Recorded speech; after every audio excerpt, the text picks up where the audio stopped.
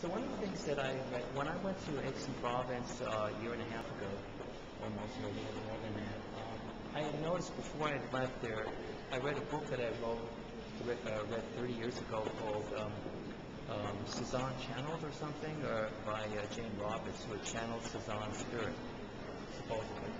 And one of the things Cezanne had said that I actually responded to accordingly in his alter ego was that that in his paintings he was trying to bring time forward. And in one way was to bring the painting outside of the frame.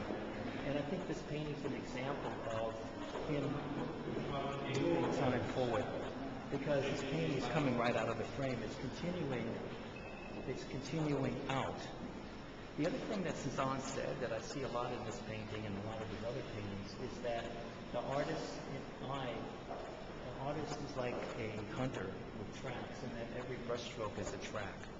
And so we're following his tracks through the painting, where his eyes went, where he thought it was important. And this painting was one of the few he also signed. It's actually over here, very few of them. And it's kind of surprising that he signed this painting because it's a lot less finished looking than some of his other paintings, bearing in mind that he would take almost 100 sittings to do any painting for the most part. It's rare to find a painting that looks like it didn't take 100 sittings. So this one looks like it might have been half a dozen sittings. But the thing is that he must have felt pretty good. And for a while, sometimes this painting wasn't as finished as I'm used to. But I like the idea because what this basically says is it validates what Jane Roberts was saying, Cezanne's channeled spirit said, if we can believe such things, is that this is really bringing space right out of the canvas into, and basically the idea that I always felt that painting's about ideation of nature. You have a concept and you go out and you try to find the validation for the concept, such as we do in web analytics, or such as we do. In other words, you start with an idea of what you think the ideal is, and then you go and look for it and see if you can find it, and that becomes your painting. It would be very hard to do that if you didn't have a concept to begin with. So you need to have a vision of what the painting is so you can actually go and do the painting. Otherwise, you never know what you're arriving at, and you never know when you got there. So that's this painting. There's some really beautiful sections in this.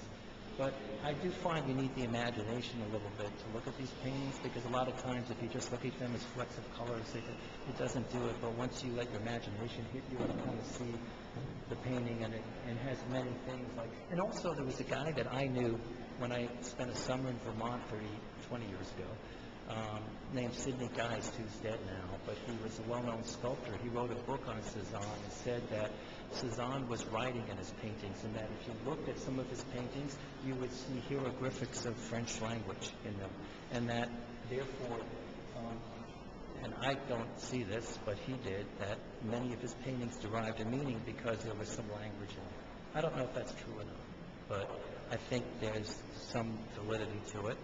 But then again, I don't know if he really intended to do that. And there's another guy, I would say, that connected with me, this guy that believes that Cezanne deliberately created ovoids in his paintings to create a sense of depth. I don't know if that's true or not, but I do think that some of this was deliberate, but I think a lot of this happens indeliberately, just naturally, because he followed his vision. But there are some people that believe that. And the painting that this man saw, Sus in Los Angeles County Museum of Art, is actually the painting where he had that experience, and that's the painting that they're using my video to annotate. Very strange, but strange factoid story, but true. Anyway, one more. I could stop it.